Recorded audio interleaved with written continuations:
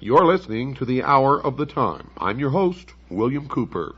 The fable of Isis and Osiris, as it has descended to us in the account given by Plutarch, has not been greatly amplified by any modern research. The Egyptian fragments, which have been translated in recent years, offer no complete account of the birth, life, death, and resurrection of Osiris, nor has any new key been found to unlock this great drama, which may well be termed the Passion Play of Egypt. It is not our intention to perpetuate Plutarch's account merely for its outward appearance, but rather from the same motive that inspired Synesius, Platonic philosopher and Christian bishop, to compile his account of the same fabulous history. Synesius, in his treatise on Providence, and you hear that word a lot in the secret societies and especially in Freemasonry, thus introduces the Osirian myth. Quote, "This fable is Egyptian. The Egyptians transcend in wisdom. Perhaps, therefore, this also being a fable obscurely signifies something more than a fable, because it is Egyptian. If, however, it is not a fable, but a sacred discourse, it will deserve in a still greater degree to be told and committed to writing." Unquote. In presenting a summary of Plutarch's account, I am omitting nothing which could in any way be regarded as relevant. I am taking the liberty, however, of somewhat expanding the fable by incorporating therein some small fragments derived from other Greek writers, and occasionally a few words bearing upon the account from fragments of Egyptian religious literature. The story, then, is in substance as follows.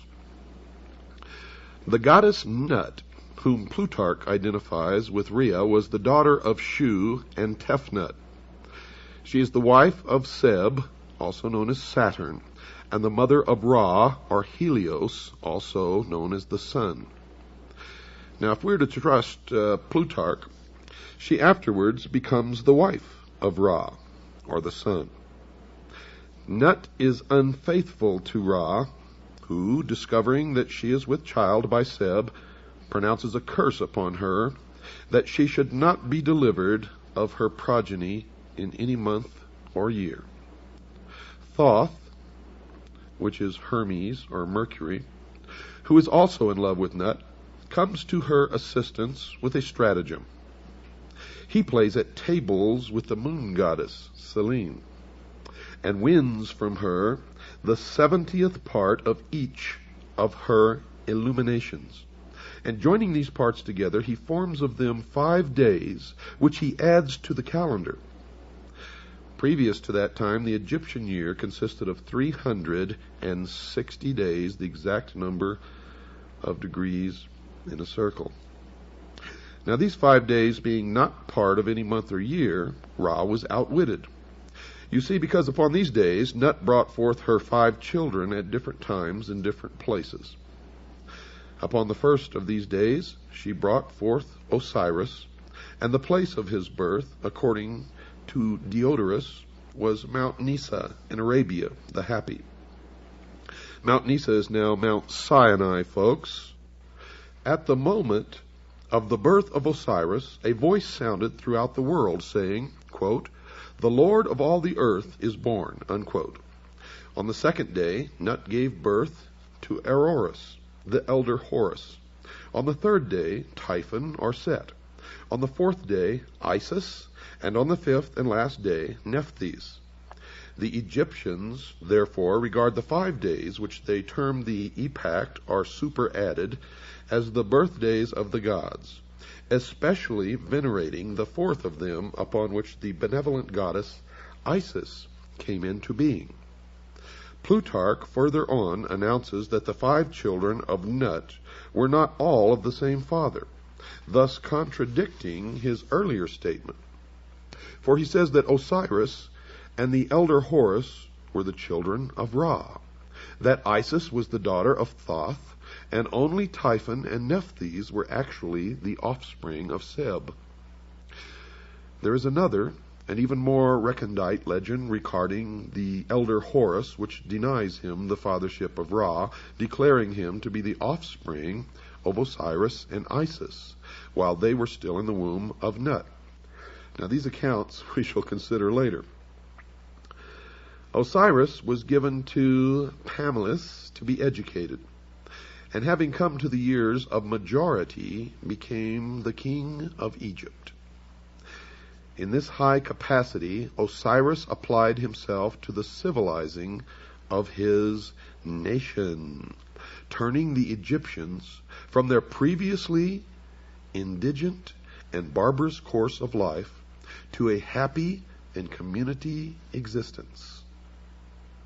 He taught them agriculture, compiled for them a body of laws for the regulation of conduct, instructed them in the reverencing and worship of the gods, thus establishing Egypt in all the essentials of truth, according to the legend.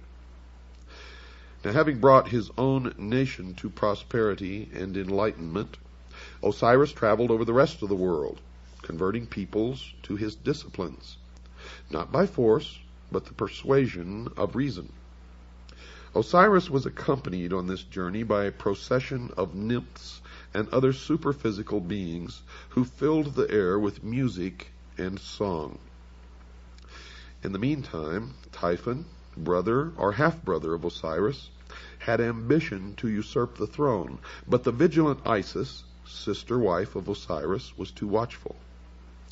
Typhon, however, having persuaded 72 other persons to join him in his conspiracy, with the aid of a certain queen in Ethiopia named Eso, perfected a plot against Osiris. He fashioned a chest exactly to the measurement of the body of Osiris, which chest he caused to be brought into the banquet hall, where the princes of Egypt were feasting their king's return. Typhon, simulating jest, promised this elaborately ornamented box to the one whose body, upon trial, most nearly fitted it. Now each of the princes in turn lay down in the box, but each was too short or too tall, until last of all Osiris himself lay down in it. Immediately the 72 conspirators rushed to the box, clamped the cover upon it, fastened it with nails, and poured melted lead over all the cracks and crevices. After this, they carried the chest to the bank of the Nile and cast it into the river where it joins the sea. Now this evil deed was executed upon the 17th day of the Egyptian month of Athir, when the sun was in Scorpio. According to some, it was in the 28th year of the reign of Osiris, and to others in the 28th year of his life. Now try to remember these numbers. If you can't, jot them down, but these numbers will crop up again and again and again. Scorpio crops up, 17 crops up, 28 crops up, and many other numbers, and they all have significance in the mystery religion of Babylon, the secret societies, and to the guardians of the secrets of the ages. As soon as Isis received word of this crime, she cut off one of the locks of her hair and put on the mourning apparel of widowhood, for which reason the spot where she did this was afterwards called Koptos. That's Koptos, or the city of mourning. After donning the widow's weeds, Isis set forth in search of her husband's body and wandered about all Europe, wandered about all Egypt, asking all with whom she came in contact. You see, I may be back here in the United States, but a lot of my thoughts, folks, are still in Europe.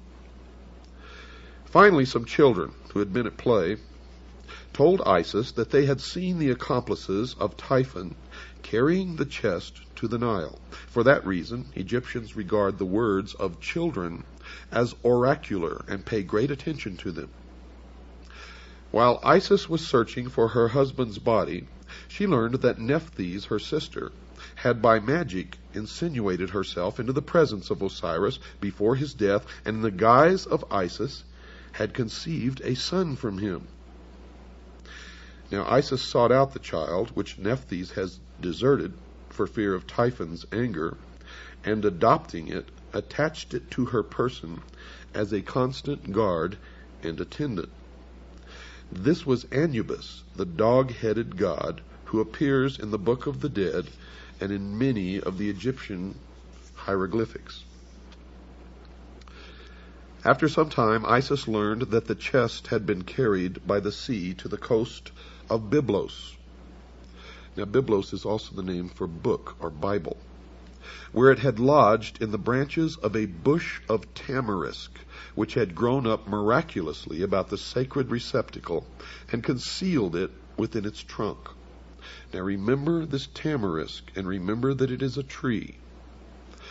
The king of Byblos, amazed at the miracle, caused the tree to be cut down, and from the trunk containing the box, he made a pillar to support the roof of his palace.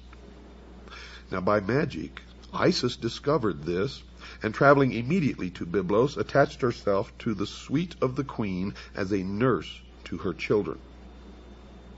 At night, when all the palace was asleep, Isis transformed herself into a swallow and fluttered around the column, bemoaning her fate in strange, sad notes. In due time, Isis revealed her divine nature and asked that the pillar be cut down. Taking therefrom the chest, she departed with it into a desert place, where she performed certain magical rites by which the body of Osiris was temporarily animated. And by this animation she received from Osiris a son who is called the younger Horus, the child who was conceived of the dead. Now there is some confusion in the account at this point. Plutarch says that Isis left the body of Osiris temporarily to visit her son Horus, just mentioned, but the context of the fable would rather call for her departure to a secluded place where the child could be born without the knowledge of Typhon, who certainly would have destroyed him. Isis hid the chest in a remote and unfrequented place, but Typhon, hunting one night by the light of the moon, chanced upon it.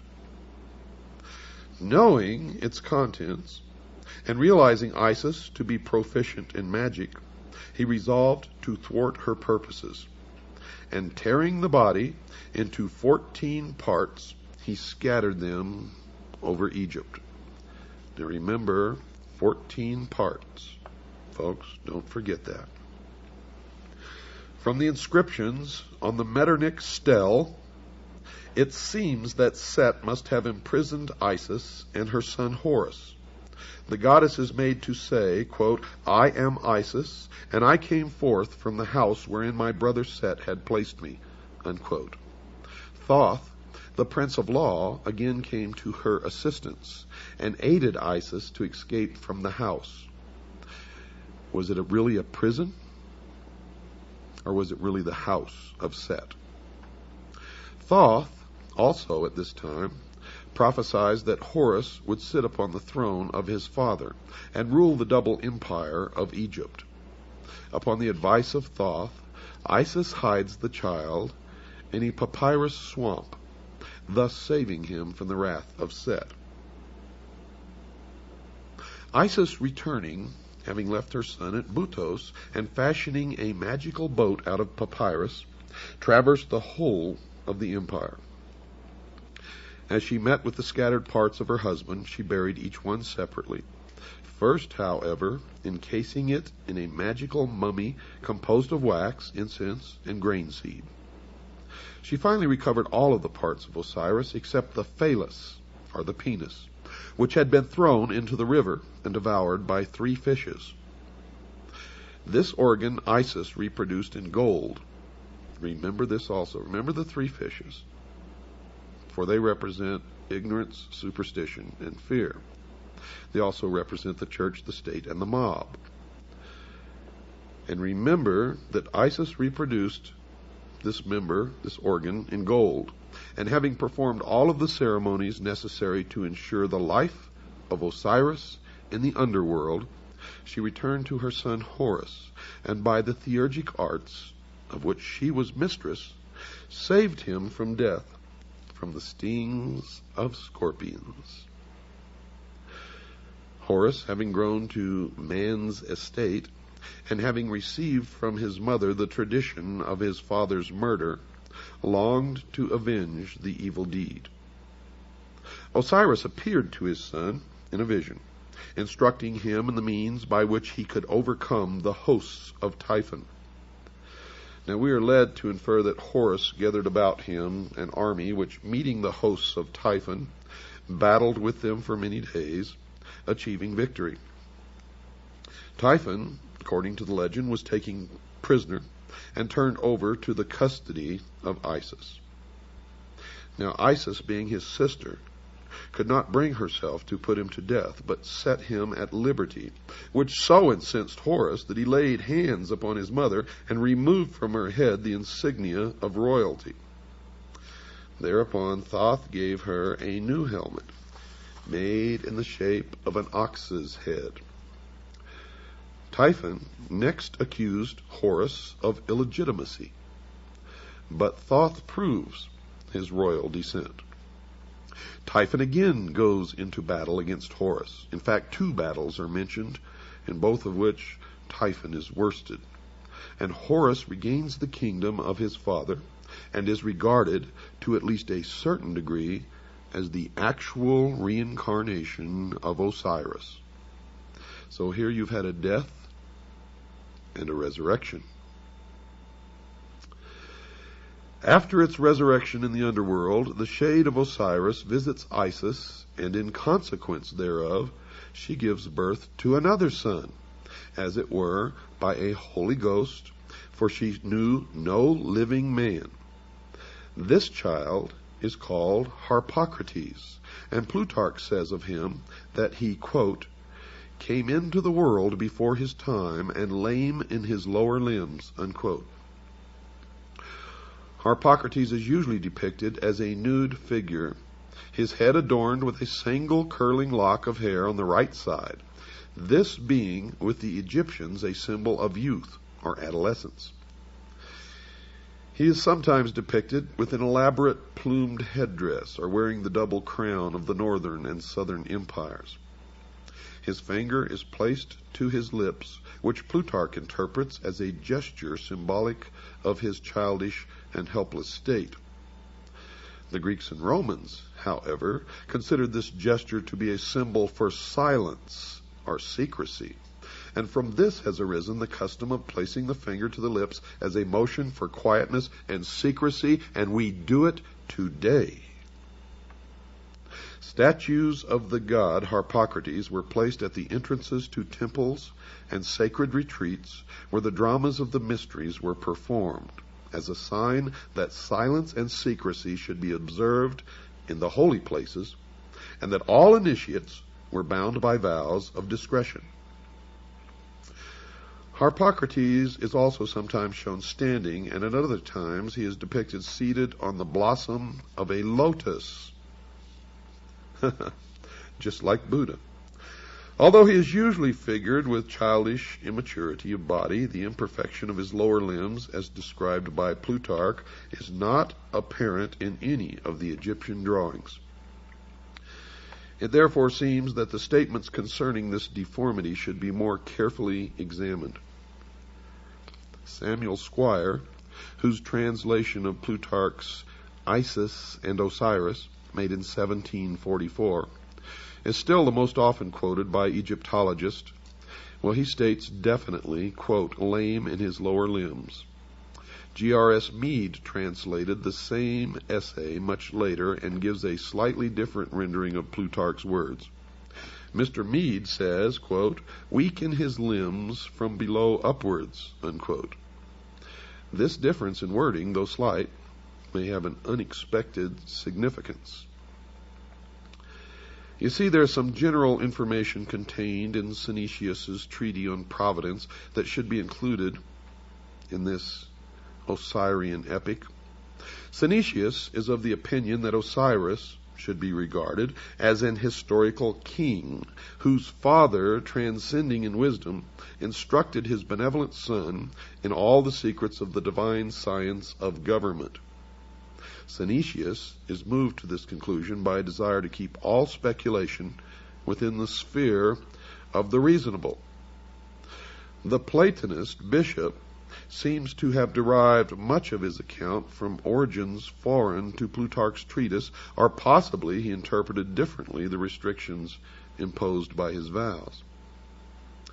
Synesius, a prudent and conscientious author, wary of myths and fables, and exhibiting a truly Platonic conservativeness in his handling of subject matter, yet Synesius was beyond question a deeply religious philosopher and an initiate of pagan mysteries prior to his conversion to the Christian faith, and therefore may have hidden the true meaning of the fable.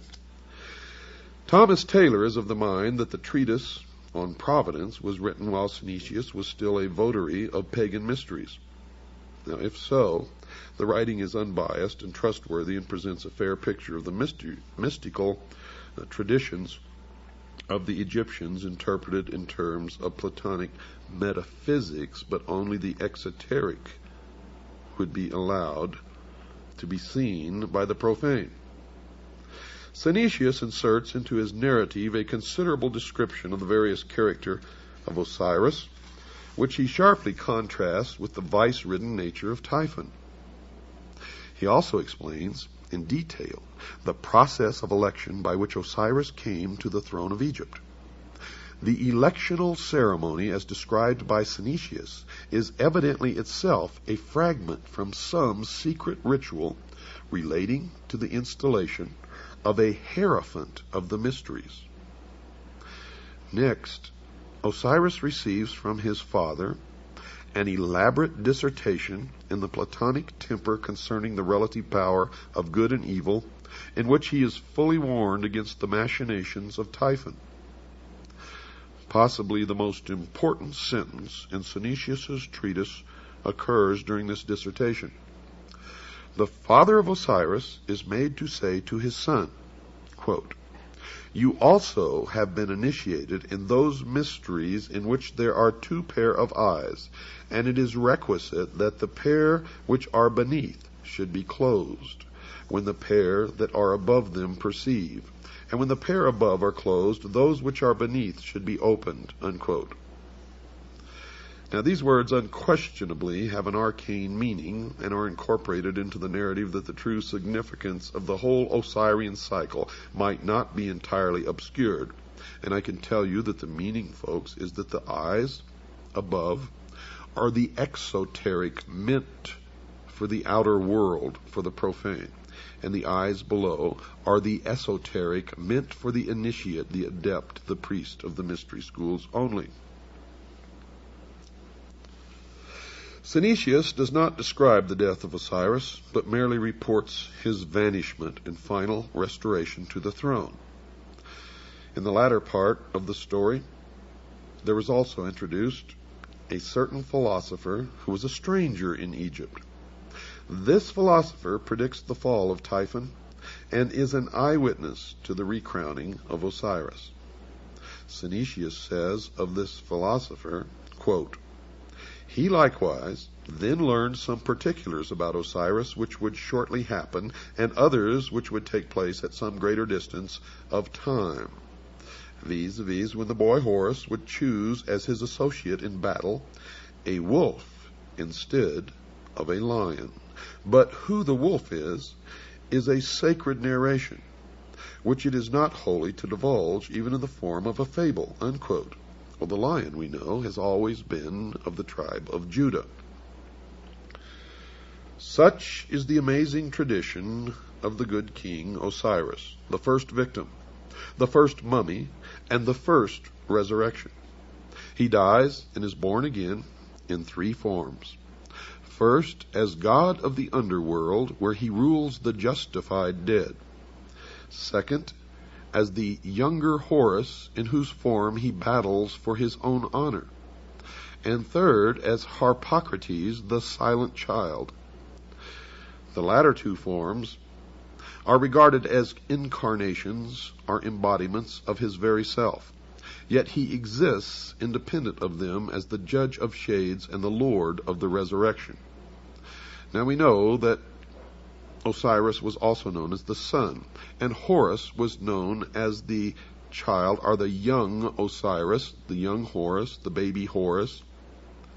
So after the sun set in the west, when it rose the next morning, it rose as the young Horus, and as it went across the sky, it became Osiris and then the elder. But in the legends, it's differently at different times Osiris or Horus. Horus the younger, Horus at his peak strength at noon, and Horus the elder. It is also Osiris. So you see that these figures intermingle in the legend, but it all has meaning, and it will all be clear to you at a later time. Now, just because you don't understand some of this and you may be a little lost, don't worry, it will come together. Don't miss one single word of this series of episodes of the Hour of the Time. If you do, I can guarantee you will regret it for the rest of your life. We're going to stop right now, folks. We have to take a break. I will be back right after this very short pause.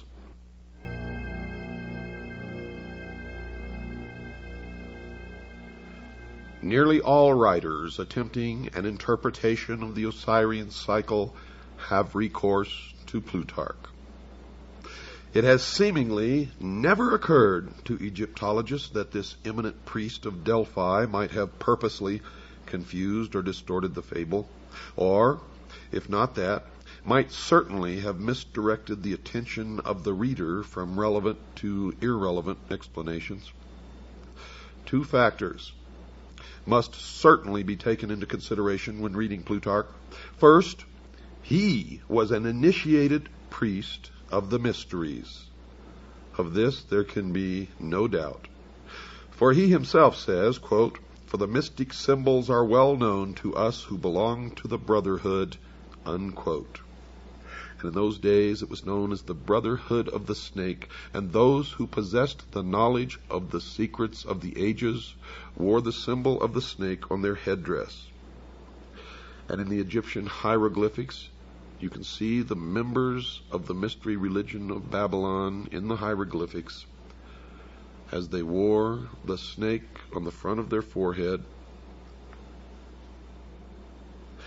It should be evident to everybody that as an initiate, Plutarch would not have unveiled the secret meaning of the Osirian myth, and I've found that to be absolutely true. No man of his priestly station or philosophic mind who so greatly venerated the gods as to attach himself to their service would have been guilty of the impiety of profaning their mysteries, and he would not have violated his oath of secrecy. Furthermore, had his treatise actually exposed any of the secrets of the rites, he would most probably have perished miserably, or at least been publicly disgraced. These evils not descending upon him, we must suppose that his book was regarded as harmless and for our purpose, therefore, at least not directly informative. The second factor which gravitates against the likelihood of Plutarch's interpretations being correct is the condition of Egyptian metaphysics in the 1st century after Christ. If, as Budge maintains, the Egyptians themselves were unaware of the meaning of the word Osiris long prior to the Christian era, into what decay had the old rites fallen even prior to the Ptolemaic period? Now, Pluto based his accounts upon popular traditions. They were most certainly inaccurate, and it is not impossible that even the priests themselves were for the most part ignorant of the origins of their doctrine. It should not be inferred, folks, from the general literature available concerning this Osirian cycle and the mysteries, that all of the priests were themselves initiates of a high order. Only a small part of them ever actually received the greater secrets of their order. For the rest, rite and ritual suffered. And it's the same today.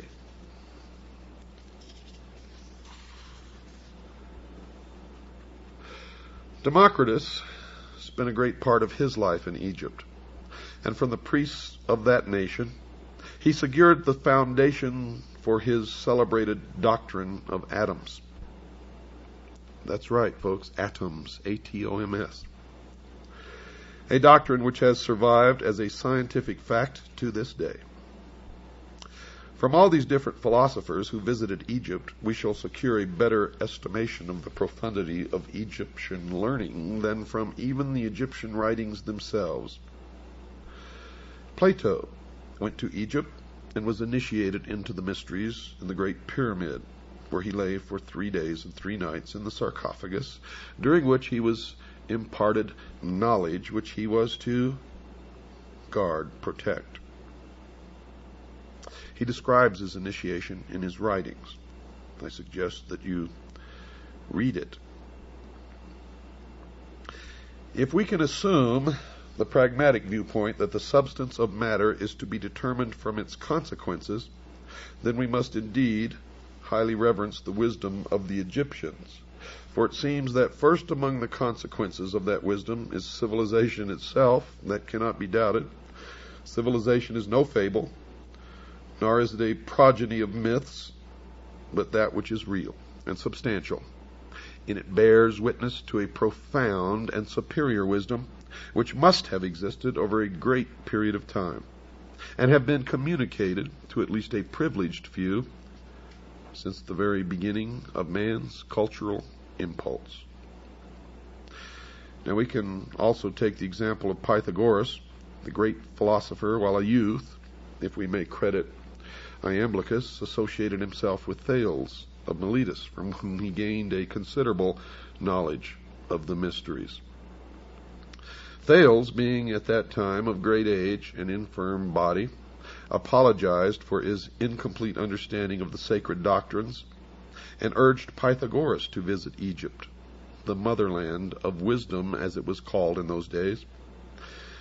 Iamblichus wrote that Thales confessed that his own reputation for wisdom was derived from the instruction of these priests, but that he was neither naturally nor by exercise endued with those excellent prerogatives which were so visibly displayed in the person of Pythagoras.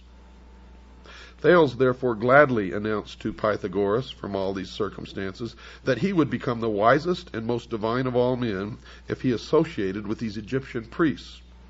Iamblichus then describes the journey which Pythagoras made to Egypt, how en route he was initiated into the mysteries of several nations, and at last, arriving at his destination, was received by the Egyptian priests with respect and affection.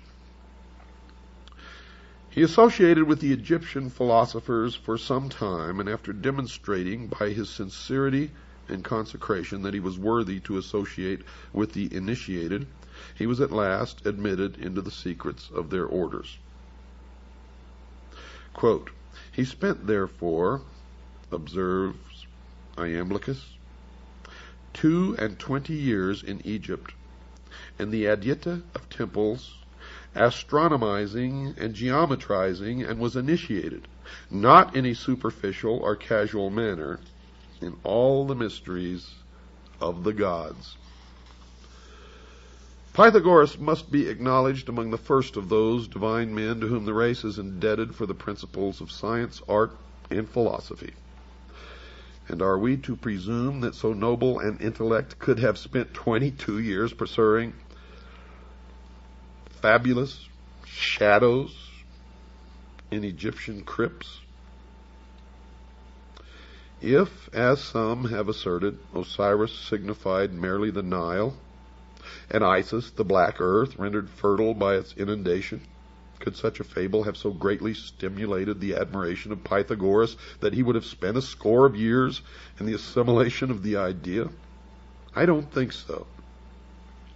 Or again, would he have spent this great length of time, the very best years of his life, in memorizing the myth-encrusted history of an ancient king who at some remote period had reigned in Egypt and whose memory seemed sufficient to inspire a vast civilization for some 6,000 years? By the way, that's the exact number of years in the calendar of the Mystery School and of the Freemasons. Or would he approach the matter from another of these explanations? Would Pythagoras have pounded himself for a score of years against the walls of Memphis and find himself fully rewarded by being informed with bated breath by some archimagus that Isis is the dog star?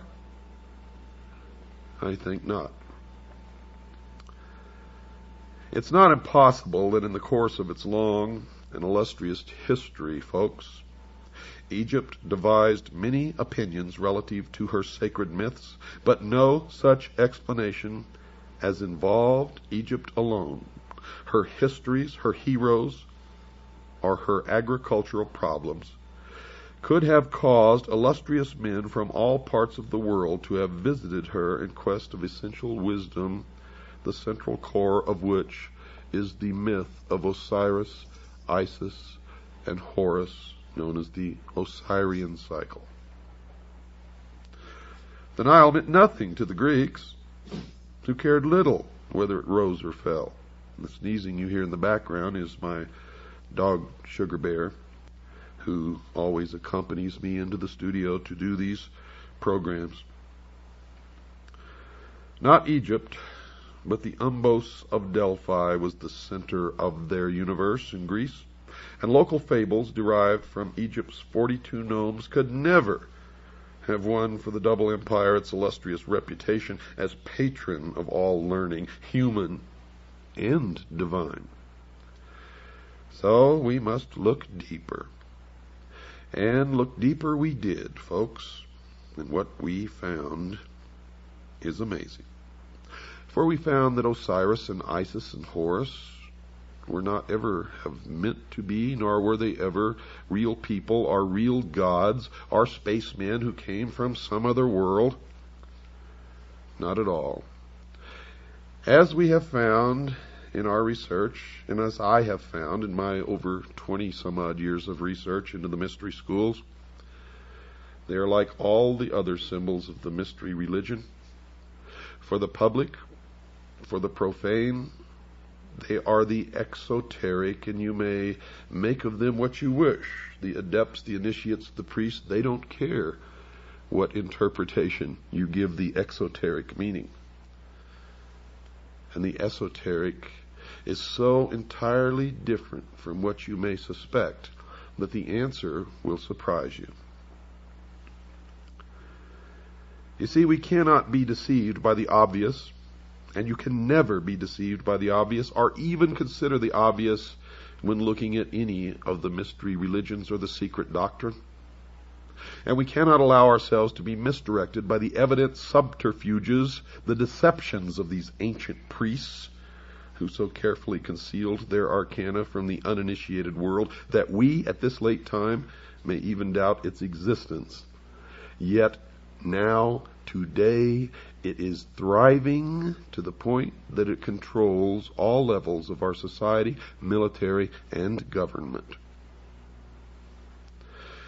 The ignorant, the sheeple, even among the Egyptians, might derive their inspiration from the processionals and rituals of the state religion, but that's just for the sheeple. For those great philosophers who came from afar were in search of the highest form of human knowledge, the ancient arts, the secrets of the ages, and could not be satisfied by such outer show. Had these fables been but hollow and unsubstantial forms, Egypt would have been the ridicule of the wise, who would speedily have exposed her sham and reduced her vain pretense to a humble state. But this did not occur.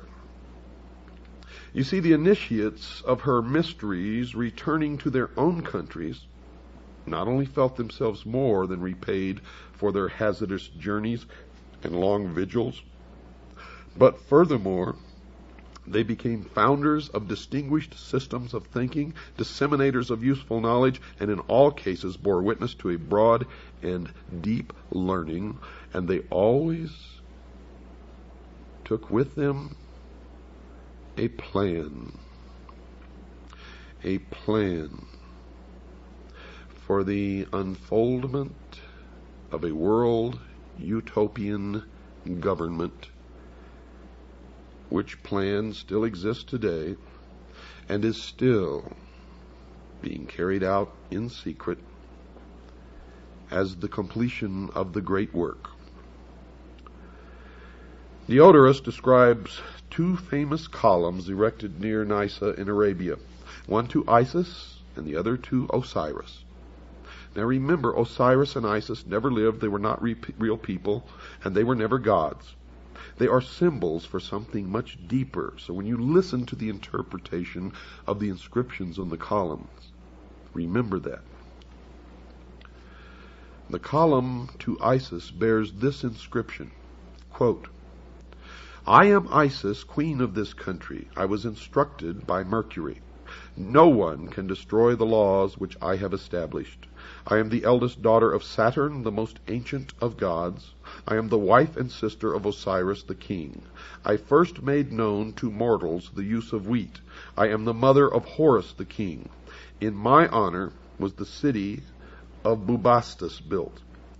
Rejoice, O Egypt, rejoice, land that gave me birth," unquote.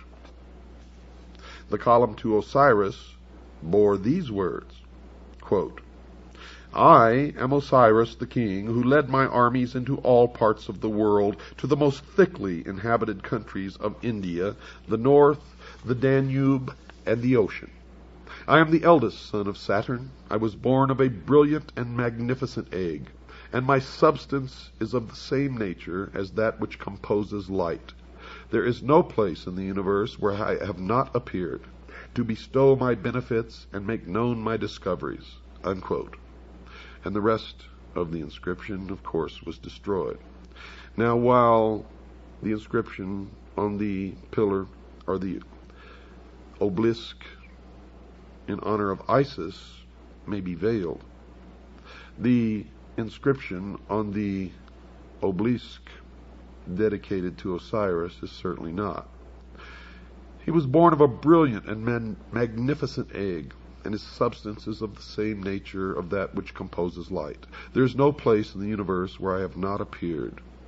Osiris, of course, was the sun. In examining Plutarch's treatise, the introductory remarks appear of special significance. Yet, folks, these remarks are wholly ignored by Egyptologists who are content to confine themselves entirely to the fable which constitutes the larger part of the writing. If Plutarch, by any word or symbol, reveals even a small part of the sacred mystery, it is to be found in the following words, quote, "For Isis, according to the Greek interpretation of the word, signifies knowledge, as does the name of her professed adversary, Typhon, signify insolence and pride. A name, therefore, extremely well adapted to one who, full of ignorance and error, tears in pieces and conceals that holy doctrine, which the goddess collects, compiles, and delivers to those who aspire after the most perfect participation of the divine nature." Now, if you have a keen intellect, you can all decipher everything else that I'm going to tell you on this program and probably the next one in that short paragraph. And I'll let you ponder that as I continue.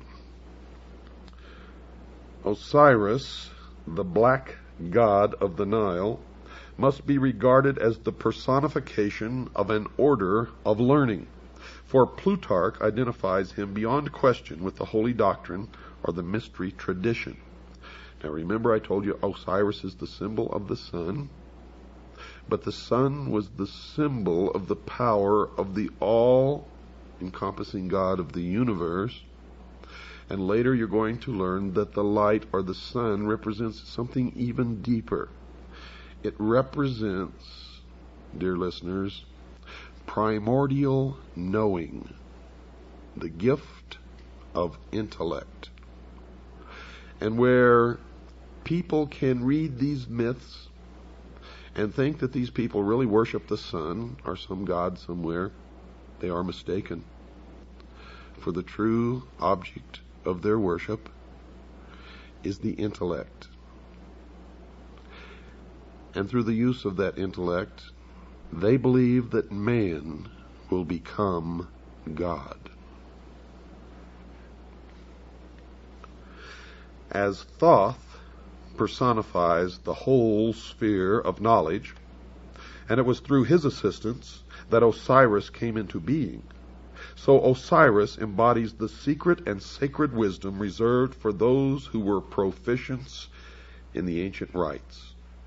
Unquestionably, Osiris was later confused with other members of that vast pantheon of divinities which developed in the decadent period of Egyptian religious culture. But to the elect, the initiate, the adept, the priest, he represented to the end primordial knowing, that utter realization of truth, undefiled by intellection, unlimited by any mortal procedure, uncircumscribed by the limitation of thinking. You see, he signified not only that divine at-one-ment with the Absolute, which is the end of all illumination, but by his life, death, and resurrection revealed the means by which mortal consciousness could achieve that end. Now remember, at-one-ment. Thus Osiris becomes a dual symbol, being in the first place the esoteric wisdom. Esoteric, folks, means hidden. So he represented in the first place the esoteric wisdom itself, and in the second place the composite order of initiates through whom that tradition was perpetuated. And now we begin to strip the veil from the mysteries. The personality of Osiris thus typifies the institution erected by the ancients to perpetuate the deathless truths of the soul. The living head was crowned with the plumes of wisdom and power. The hands bore the scepters of the three worlds, but the body was bound with the mummy wrappings of the dead. Here we find spirit, the living head, bound incongruously to matter, the mummified body. The soul was imprisoned in the narrow bonds of flesh. And one thing, through my research, is certain. Osiris represented the secret doctrine prior to that time when the omnific word, or the lost word of Freemasonry, was lost. Osiris is the first of the 5 children of Nut. And here you begin to part some more veils behind which the mystery resides. He therefore corresponds with the first of the 5 divine kings of China and the 5 exoterically known Dhyana Buddhas of Lamaism. The 5 children of Nut are the 5 continents which have appeared upon the earth and the 5 races which have populated these continents. Osiris is the primitive revelation of the first race. But as Isis was born upon the 4th day, we find this tradition coming into Egypt through the Atlantean mystery school of which Isis is the symbol, and you will find at the base of all of these things Atlantis.